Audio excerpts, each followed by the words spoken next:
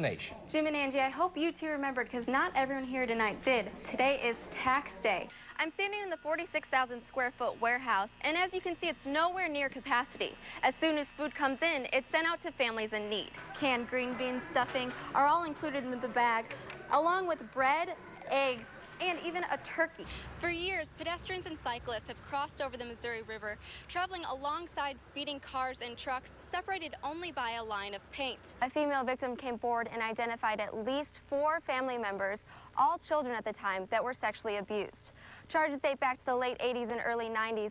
Those victims would now be in their 20s and 30s. The school board met here, but they didn't want to get dirty, and no moves were made on the budget.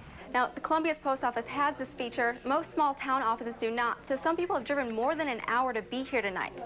There's still a couple hours left to get your forms stamped and sent out. If you'd like the final extension, that also has to be done by midnight tonight. We know the clock is ticking. We wish everyone luck.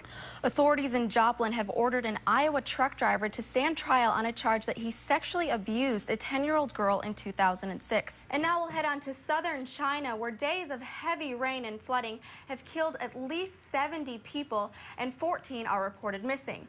Overall, the flooding affects 2 million people. The men claim in a federal lawsuit that the white patrons wearing similar clothing were not asked to leave. They're seeking $20 million.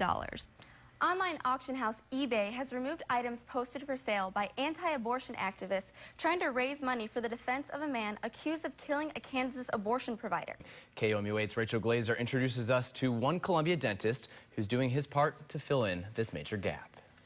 Opening wide. Small mouths can make lots of noise, but health officials call Missouri's oral health crisis a silent epidemic among children. Does that tooth hurt sometimes? All the time. The Columbia Center for Dentistry held a free clinic for children in need of dental care. Most people wouldn't want to spend their Friday afternoons at the dentist, but for 6 children today, getting a spot in this dentist chair was a special treat. Dr. Miller and his staff cleaned, pulled, and filled teeth, performing whatever procedure was necessary. We want to make sure that they're healthy and that their teeth are not a hindrance to them getting a good education and being able to eat healthy and be able to enjoy life. For many kids, it was the first time they had been to a dentist. Although nervous, all seemed eager to brighten their smile. That tooth right ear hurts too. You're ready to get it fixed today, right? I want it fixed today. Yeah. Bryson's tooth was so badly decayed that it had to be pulled. That we need to take that tooth and give it to the tooth fairy. Finally, relief for her toothache. Do you feel better? Uh-huh. Good. A lot. All 6 children left with a new toothbrush, a full tube of toothpaste, and of course, a healthy smile. Rachel Glaser, KOMU 8 News. 52-year-old father of 3, Mark DURRANT, didn't come home from his theater class Monday night. Highway Patrol sent out a plane looking for DURRANT's missing ROTHWELL. At 1 o'clock, the plane spotted something at the bottom of a lake near Rocheport. I spoke with one of DURRANT's daughters just minutes before she heard the rescuers found his car. And we've been praying, and we've had people from our church come over to help us get through this rough time. And we can pray for the best. And I haven't kept my hope. I've tried to keep my hopes up, and we don't know what could happen now. Family and friends gathered at the lake to watch divers. After 6 o'clock, they pulled the car from the water. I recovered a vehicle from the lake over my right shoulder, and inside the vehicle we discovered the body of Mr. Mark DURRANT, who had been reported missing earlier in the week.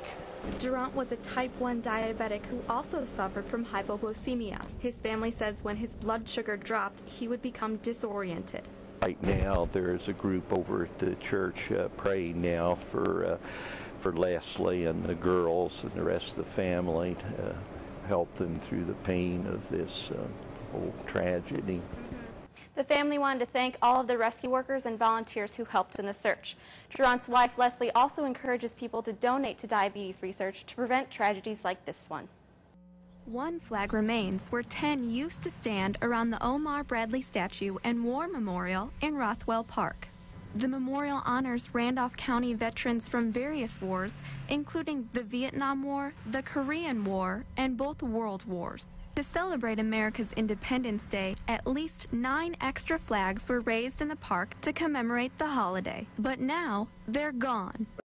I would just say it's a sad commentary to, of all items, to have people that are stealing American flags, particularly when they're there for a reason. They're there for an observation and a reverence for the 4th of July and also those that have served. The city is offering a $1,000 reward for the returned flags. That's just as much as it would cost to buy new ones. But the community feels it's important to return the ones that were stolen. Represented each soldier, or it represents the military, the blood and, that was shed, and they want them back here. The investigation remains open with no suspects in mind. Anyone with any information about the theft is encouraged to call 269-TIPS. And remember, if anyone returns the flag, they'll get the $1,000 reward. Okay, thanks, Rachel. Rachel Glaser tells us about his quick thinking and the life-saving act. Caught him just in time to throw him back on the sidewalk.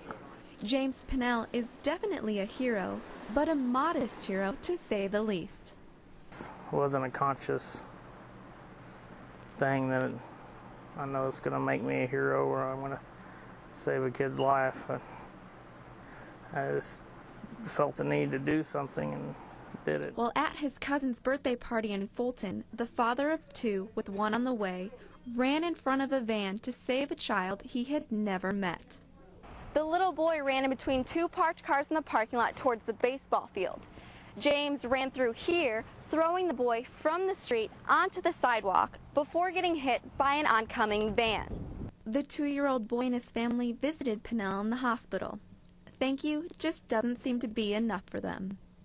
Pennell said the only thanks he needed was seeing the boy alive and uninjured. Everything that I think happened to me, I think will eventually heal and I'll be able to move on, but if I hadn't been able to get it accomplished, I don't think he would have healed from it. Pennell suffered a broken back, femur, ribs, and injured his right shoulder. He'll undergo several surgeries, and it's still unclear how long he'll be in the hospital. Rachel Glaser, KOMU-8 News, Fulton.